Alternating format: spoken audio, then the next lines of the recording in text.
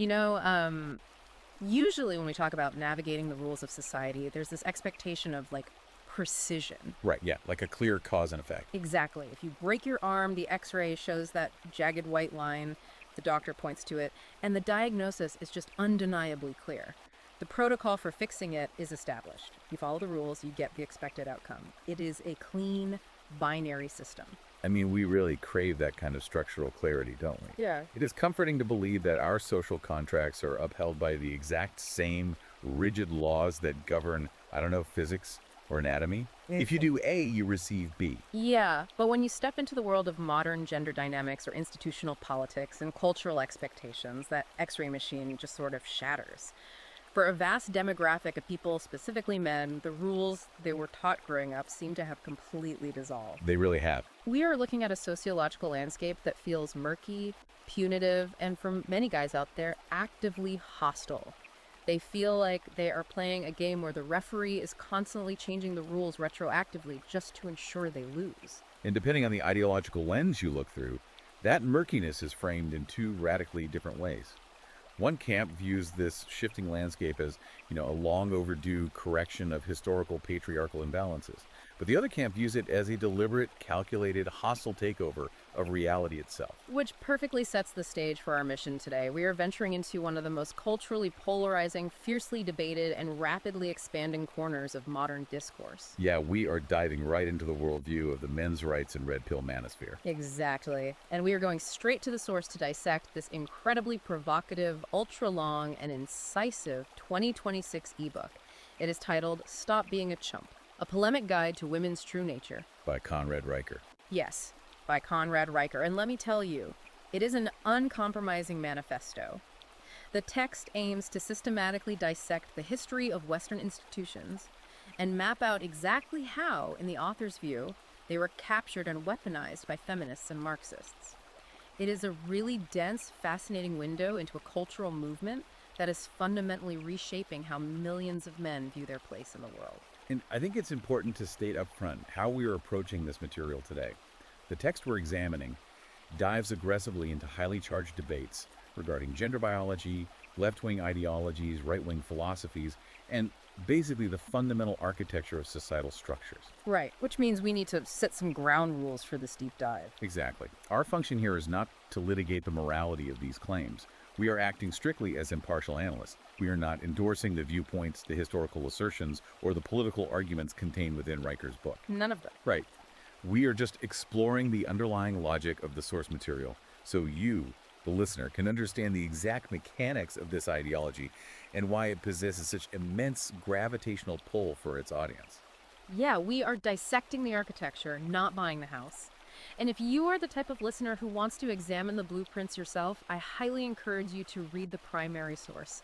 You should definitely check out Amazon Kindle and Google Play Books to buy Stop Being a Chump, just to see exactly how these explosive arguments are framed. It is definitely a read that will challenge you, regardless of where you stand. Oh, absolutely. And you should also follow the author directly at Conrad Riker on Substack to explore these concepts in real time. Also, before we jump in, please like and subscribe to our show so we can keep bringing you these deep, unfiltered explorations of culturally significant texts. So, diving into the text itself, Riker doesn't bother easing the reader into his worldview at all. The preface immediately diagnoses the modern male condition as a state of, quote, sickening quiet desperation. Sickening quiet desperation. I mean, that is a heavy way to open a book. It really is. He argues that men have dutifully played by the enforced rules of modern equality, assuming that their compliance would be met with respect, or at least, a fair shake. Right. But instead, he claims they are met with a system that actively punishes their inherent competence while rewarding weakness and victimization. And the resulting psychological state is one where men are constantly walking on eggshells, heavily modifying their natural behaviors, and essentially apologizing for their own existence just to appease what the book terms a gynocentric matrix. A gynocentric matrix, yeah. And he locates the root cause of this desperation not in recent social media trends or contemporary politics, but in a foundational philosophical error that society adopted decades ago. He's talking about the rejection of biological determinism, right? Exactly. The rejection of biological determinism in favor of the blank slate theory, or tabula rasa. Okay, so let's unpack that for a second. The blank slate theory is the idea that human beings are born completely unformed, right? And that gender roles, aggression, mating strategies, that all of that is just a social construct written onto us by our culture. That's the one. And Riker treats this concept not just as a sociological misstep, but as a deliberate, massive fabrication sold to the public to overwrite human nature. Wow. Yeah, he asserts that male competitiveness, the drive for hierarchy, and what he categorizes as feminine cunning, they aren't learned behaviors. They are hardwired biological imperatives forged by millions of years of evolutionary pressure on the African savanna. He essentially argues that you cannot program away the Pleistocene epoch with a corporate HR seminar. I mean, that's exactly his point. The book relies heavily on evolutionary psychology to build its case, suggesting that the primary directive of any species is survival and reproduction. For males, that meant physical dominance, resource acquisition, and the defense of the tribe. And for females. Well, lacking the same upper body strength, survival depended on psychological maneuvering, resource extraction, and the securing of a capable protector. Okay, let me play devil's advocate here for a second now. Because if we look at the modern landscape, we are surrounded by the narrative of the strong, independent woman. We see women out-earning men in certain urban demographics, leading Fortune 500 companies, and functioning entirely outside that historical dynamic. Right. So if Riker believes this is all strictly biological, how does he account for modern economic realities? Like, is he suggesting society is just putting a PR spin on the animal kingdom? That is precisely his argument, actually. He views the modern narrative of female empowerment as a highly subsidized, state-sponsored virtualization of ancient biological survival A strategies. state-sponsored virtualization. Okay, how does he ground that? To ground this, he brings in the 19th century philosopher Arthur Schopenhauer, specifically Schopenhauer's 1851 writings, where he argued that nature did not design the female psyche for abstract truth or objective justice. Nature designed it for the survival of the species through what he termed strategic dissimulation. Strategic dissimulation, so the art of deception. The ability to camouflage one's true motives to secure necessary resources. Yes, and Riker uses a very stark, unapologetic analogy to clarify this. He compares this dynamic to a lion hunting a gazelle. Okay. The text explicitly states that women are not evil for operating through strategic dissimulation, any more than a lion is evil for slaughtering its prey. It is simply a ruthless biological imperative stripped of moral weight. So the lion just has to eat to survive. Right. The female evolutionary imperative must secure resources and genetic viability. Riker argues that the modern, strong, independent woman is still running this exact same ancient software, but she no longer needs to rely on an individual male provider because she has leveraged the state, the corporate HR department, and the legal system to act as her teeth and claws. Man, that is a brutal framing. It completely strips away all the romanticism we usually apply to human relationships. It does. But it raises a massive structural question. If this drive for masculine competence and hierarchy is an undeniable biological reality, and if it was the very engine that built Western civilization, how did society become so fundamentally opposed to it? I mean, biological imperatives don't just vanish because someone decides they're inconvenient. No, they don't. You would need an incredibly powerful mechanism to convince an entire civilization to turn against its own foundational nature. And to map out that mechanism, Riker takes the reader on a highly specific historical detour. He argues that you cannot understand the architecture of the modern gynocentric matrix without understanding the ideological insurgency that took root in the 1930s. Okay, this is where the historical synthesis gets really dense. Very.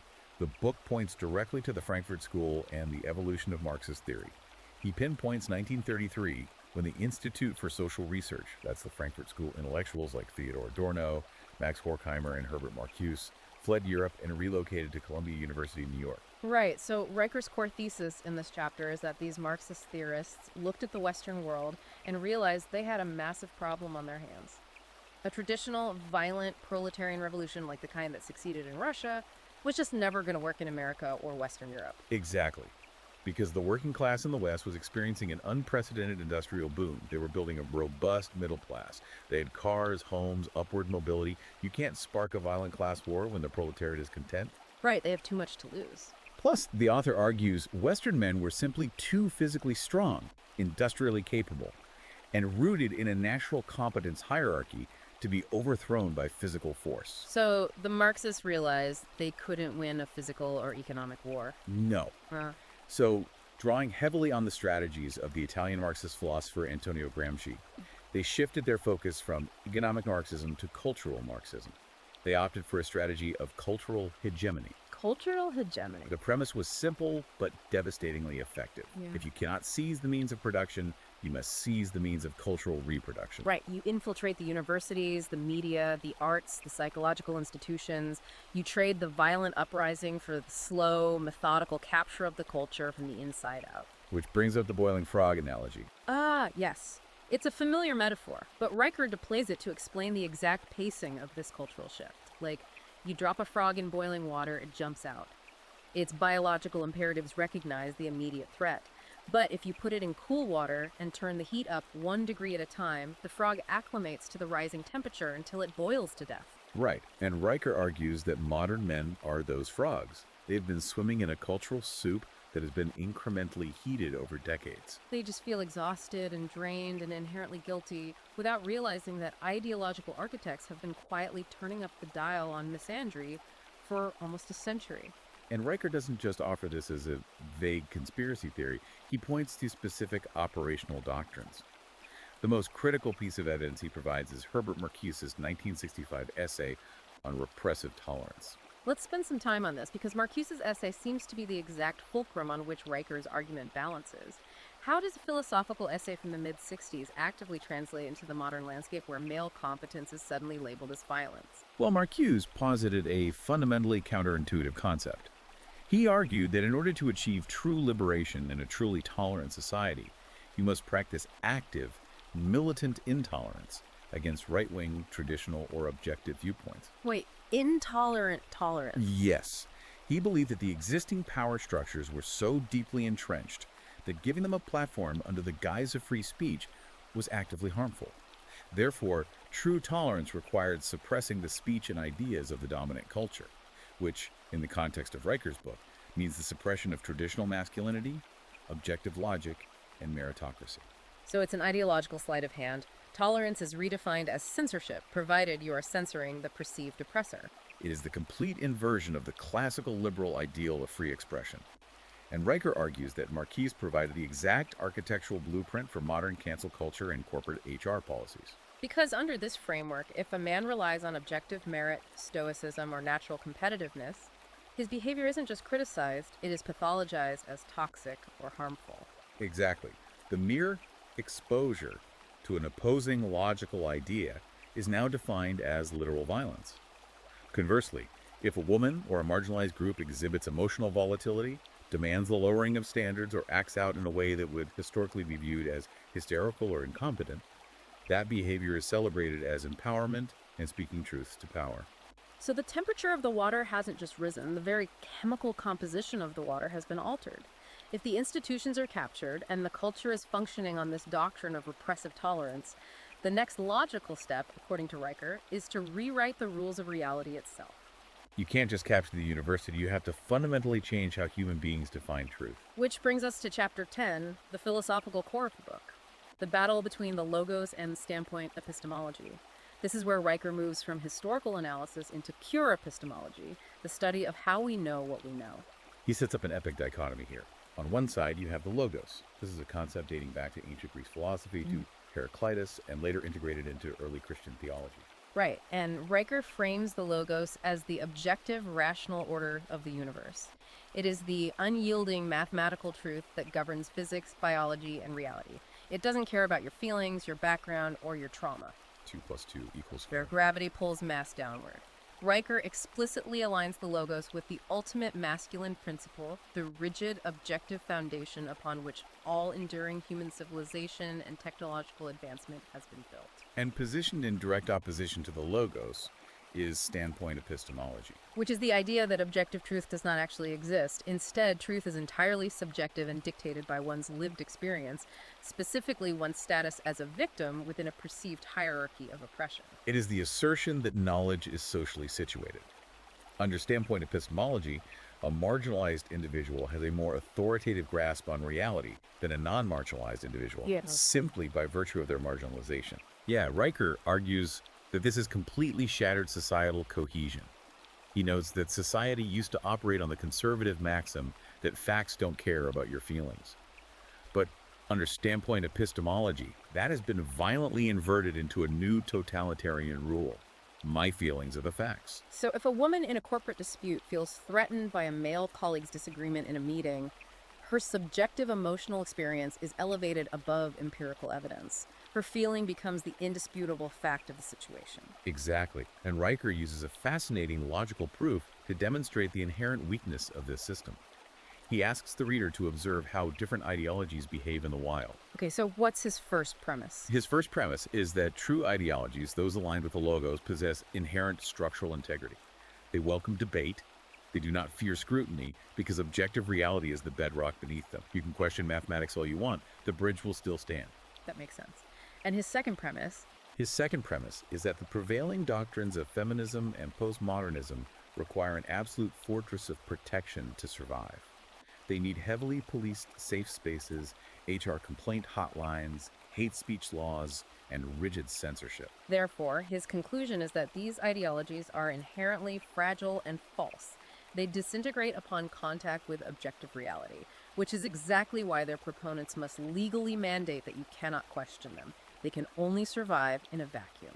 To illustrate the civilizational risk of this, Riker uses the sinking ship analogy. I love this part. Yeah, imagine a massive vessel navigating incredibly treacherous, rocky waters.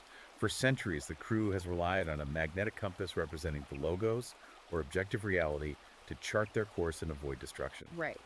But a new ideological regime stages a mutiny. They declare the compass to be an oppressive, patriarchal tool because it only points north and refuses to validate the other directions. It doesn't care about the passengers' feelings. So they throw the compass overboard.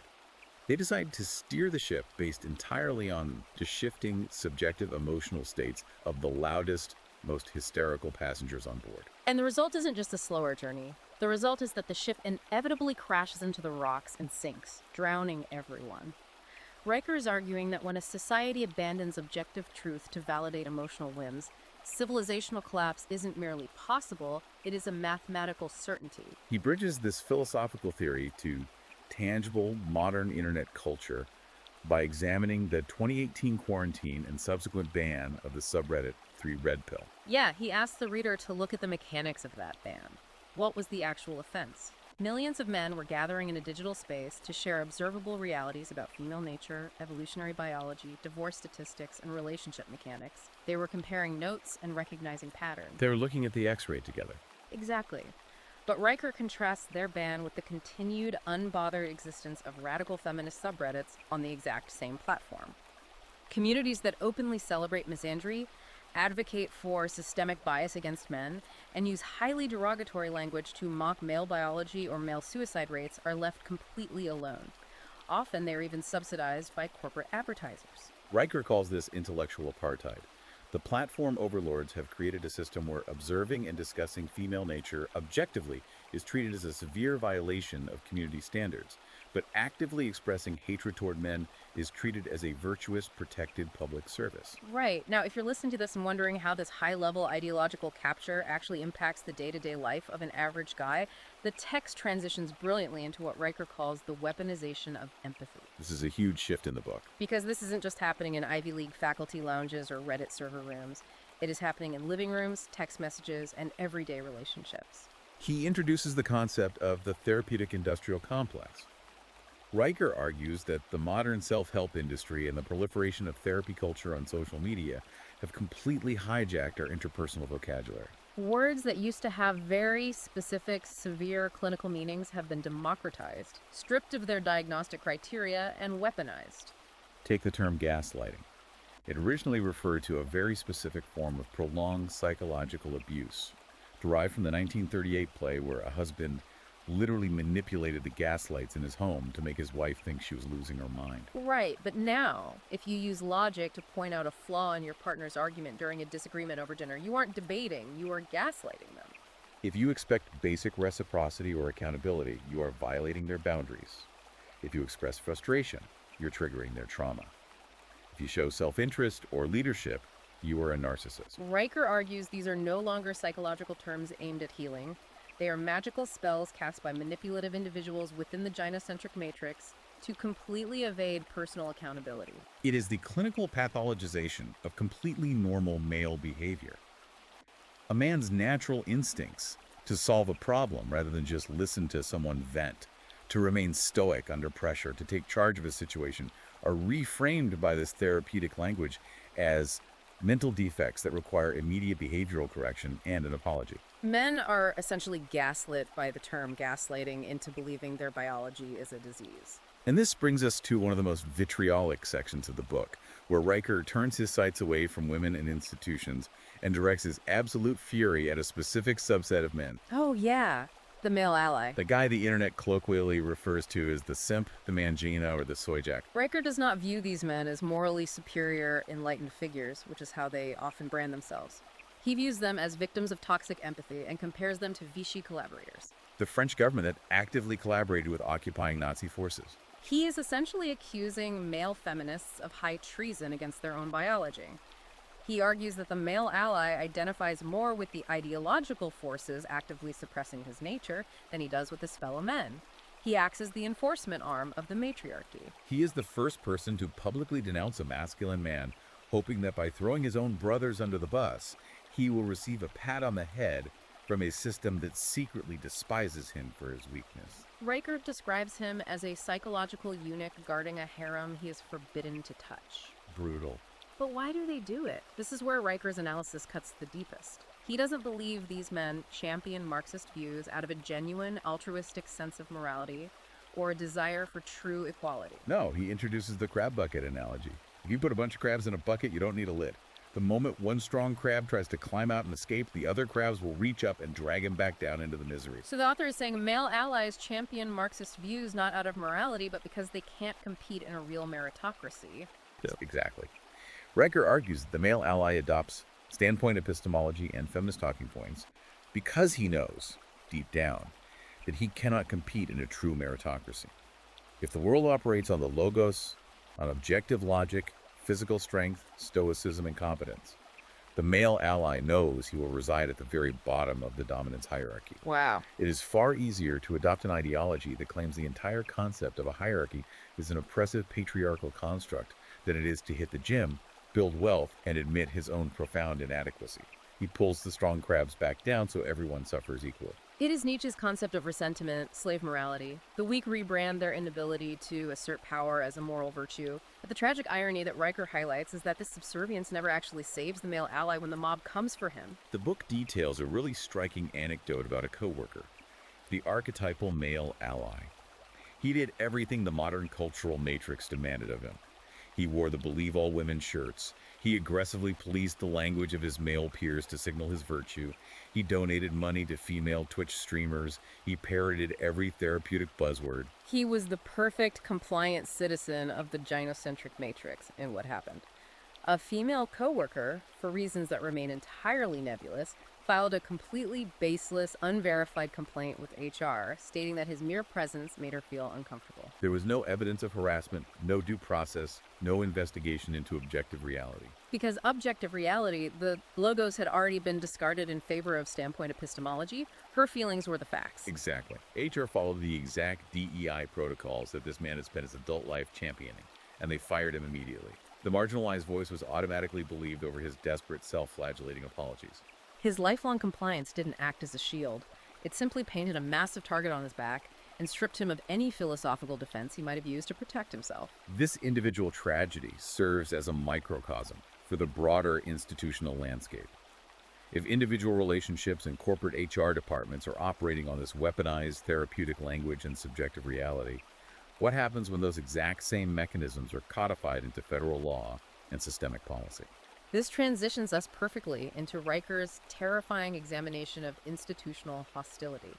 He outlines his evidence that the system isn't just casually biased, it is actively, structurally predatory. Let's look at the educational system. He characterizes it as an all-out war on boys. He focuses heavily on the weaponization of Title IX.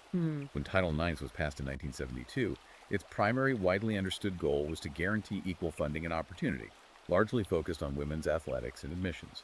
Riker argues it was a relatively straightforward piece of legislation based on equal opportunity. Right. But over the last 2 decades, he claims it has been entirely hijacked by radical postmodernists. It morphed from a sports funding bill into a sprawling, campus-wide tribunal system that systematically dismantles men's programs and enforces a highly feminized standard of behavior across all of academia. Due process for young men accused of misconduct was systematically stripped away, creating kangaroo courts where the burden of proof was virtually non-existent. And he pairs this analysis of Title IX with a look at California's SB 967, commonly known as the Yes Means Yes law. Right, the affirmative consent law. Exactly. This law mandated affirmative consent on college campuses, requiring explicit, ongoing, unambiguous verbal consent at every single stage of physical intimacy. Riker argues that this law fundamentally misunderstands or deliberately criminalizes human biology. It takes millions of years of natural, evolutionary mating cues, body language, and nonverbal communication, and turns the bedroom into a sterile, sociopathic, contractual negotiation. You have to act like a corporate litigation attorney mid-coitus. He argues that this isn't about safety, it is a legal trap designed specifically to pathologize normal male desire and give the state the power to retroactively classify a regretful encounter as a felony. It is the institutionalization of buyer's remorse. But as aggressively as Riker attacks the educational system, he reserves his most chilling, comprehensive analysis for the legal system, specifically the machinery of the family courts. Yes, chapter 12 of the book, it's titled The Reproductive Racket, My Body, My Choice, Your Wallet. If there is one section of this text that drives men to the red pill, it is this one. Riker outlines a legal framework where he claims men possess absolute zero reproductive rights, but are burdened with 100% of the financial obligations. The asymmetry is stark. If a woman becomes pregnant and chooses to keep the child, the man is forced by the state to financially provide for that child for 2 decades, regardless of whether he consented to fatherhood, was deceived about birth control, or desired the child. But if she chooses to terminate the pregnancy, the biological father has absolutely no legal voice or standing to stop it. Riker argues that the family court system exists explicitly to subsidize female reproductive choices and irresponsibility on the backs of forced male labor. And he amplifies this by bringing in data on biological deceit. He cites historical blood bank data and controversial studies suggesting that cuckoldry rates, meaning men who are unknowingly raising and financially supporting children that do not share their DNA, have historically ranged from 10 to 30% in certain demographics. From an evolutionary biology standpoint, that is a horror show. It means a significant percentage of the male population is exhausting their finite life, energy, resources, and labor to ensure the survival of their sexual competitors' genetics. It is the ultimate evolutionary defeat. And to make this reality even more dystopian, Riker points out that the family courts often don't care about biological reality. He cites numerous legal precedents where courts have forced men to continue paying child support even after DNA testing conclusively proved they were not the biological father. He highlights international examples, like France, which literally banned commercial paternity testing, making it illegal for a man to independently verify if a child is his. Riker claims the state legally obscures biological truth to ensure the male remains subjugated in his role as a provider. The state acts as the enforcer of the female's strategic dissimulation. To put a human face on this systemic predation, Riker introduces the archetype of David. David is a structural engineer. He works 60 hours a week building the physical infrastructure of the world. He played by the rules, he believed the X-ray, he got married, provided for his family, and functioned exactly as society told him a good man should. And his reward for this compliance. He goes through a divorce initiated by his wife. Riker is quick to note the statistical claim that women initiate roughly 70 to 80% of all divorces. And when David enters the family court, the meat grinder activates. He loses his home, he is stripped of daily access to his children, reduced to a weekend visitor, and he loses half his income plus ongoing alimony and child support. David is forced to live in a cramped, depressing apartment, working himself into an early grave, while essentially funding his ex-wife's new lifestyle. A lifestyle she's often enjoying with a new man who actually commands her biological respect because he didn't subjugate himself the way David did. The state has stepped in to become her new proxy husband, using the threat of imprisonment to extract David's wealth. Riker uses this devastation to draw a massive civilizational contrast. He asks the reader to compare the modern corporate and legal structure that destroyed David with one of the greatest historical pinnacles of male achievement, the Apollo 11 moon landing. Think about July 20, 1969. Riker paints a vivid picture of the control room in Houston. The men who put humanity on the moon did not give a single solitary damn about diversity quotas, equity metrics, the emotional well-being of the staff, or creating a safe space for marginalized voices. They cared about advanced mathematics, orbital mechanics, physics, and a ruthless, unyielding meritocracy. Because the environment they were operating in the vacuum of space does not respect standpoint epistemology. One fractional miscalculation in the telemetry meant that astronauts died. Objective reality, the logos, was the only standard that mattered. And Riker contrasts the triumph of Apollo 11 with the modern mandates of DEI, diversity, equity, and inclusion. He argues that DEI fundamentally replaces the pursuit of excellence with the pursuit of forced equity. It inherently punishes the competent in order to protect the feelings and self-esteem of the incompetent. He makes the incredibly stark claim that if you apply modern DEI standards to aerospace engineering, where you hire based on identity rather than extreme merit, you will eventually reach a point where you cannot even build a commercial airplane that stays in the sky, let alone the Saturn V rocket. But the gynocentric matrix, he argues, actively rewards failure and marginalizes the exact hyper-competent male drive that keeps civilization from collapsing. We have painted a staggeringly bleak picture of Riker's worldview today. He has argued that male biological imperatives are denied and pathologized. The foundational institutions of society have been captured by neo-Marxists. Objective truth has been assassinated by subjective emotion. Empathy has been weaponized into a psychological trap.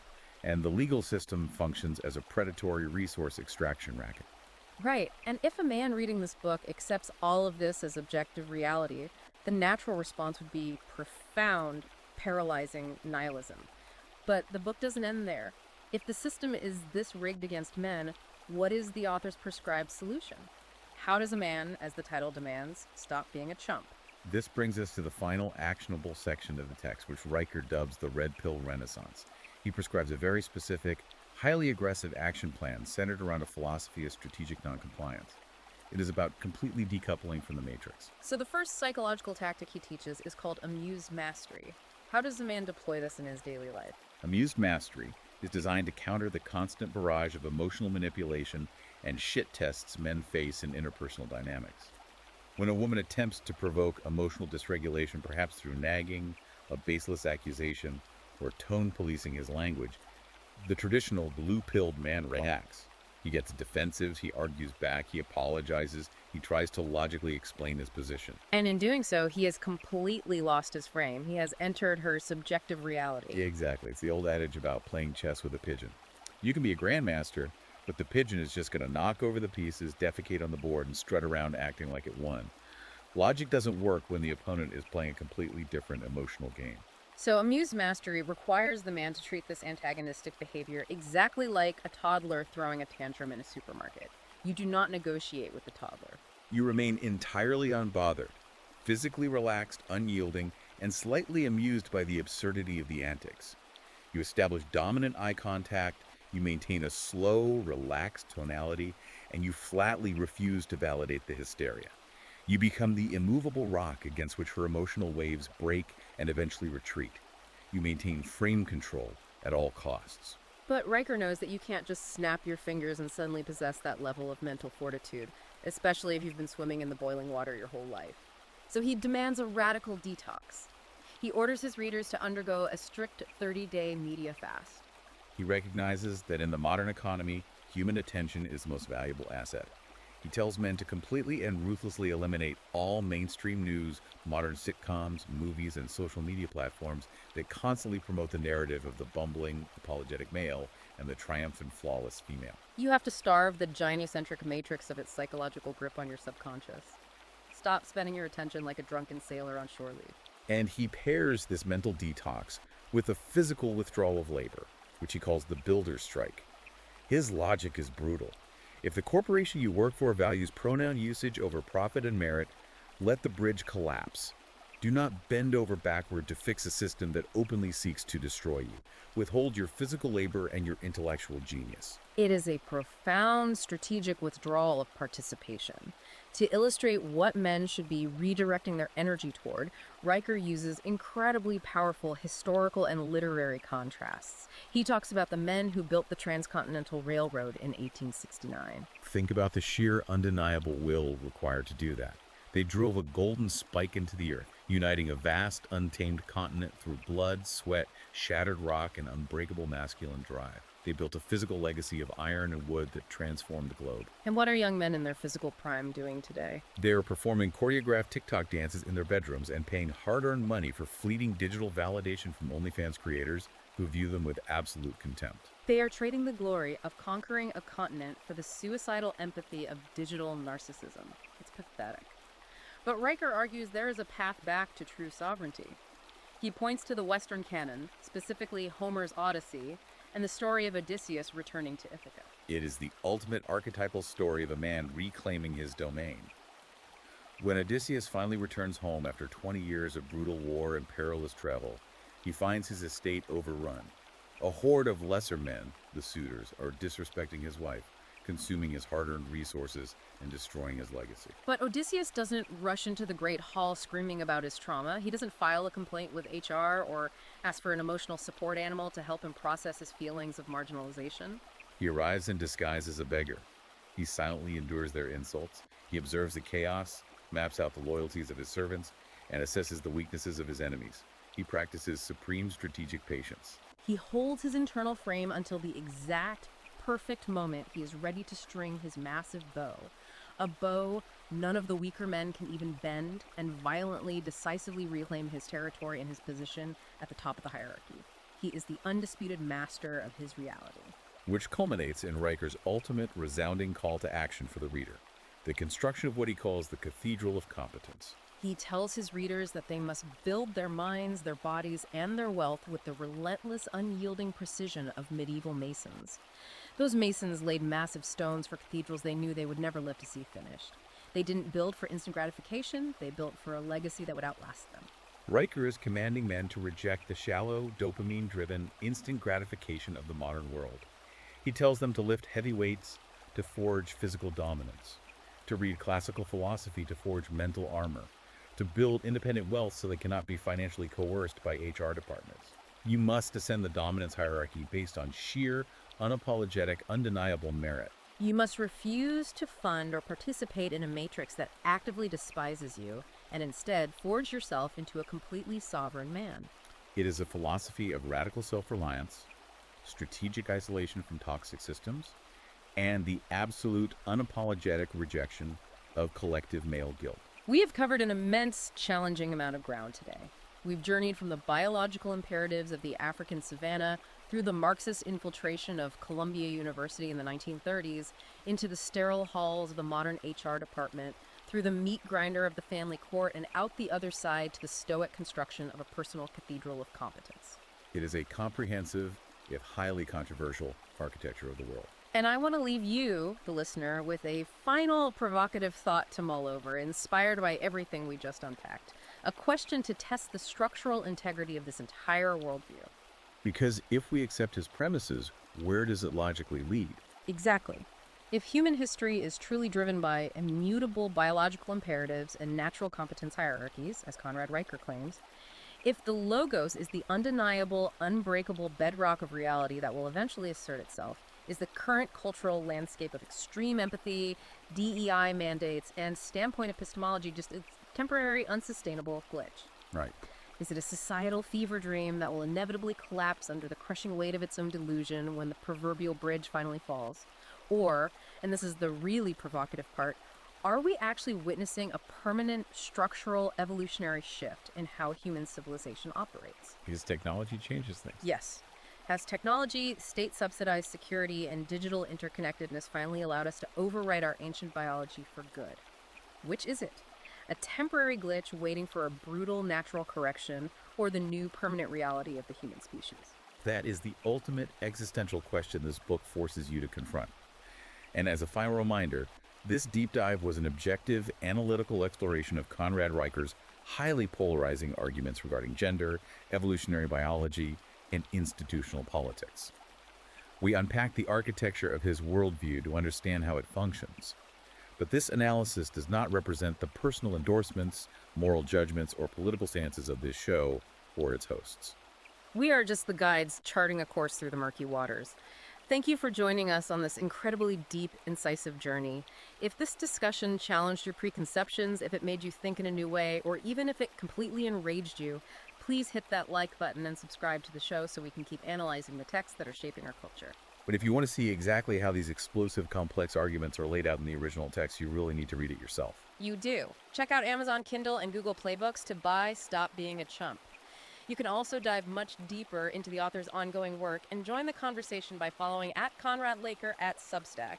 So the next time someone tells you the rules of modern society are perfectly clear and functioning exactly as they should, remember sometimes that X-ray machine is just projecting carefully curated shadows on the wall of a cave. Keep questioning the framework. We'll see you next time on The Deep Dive.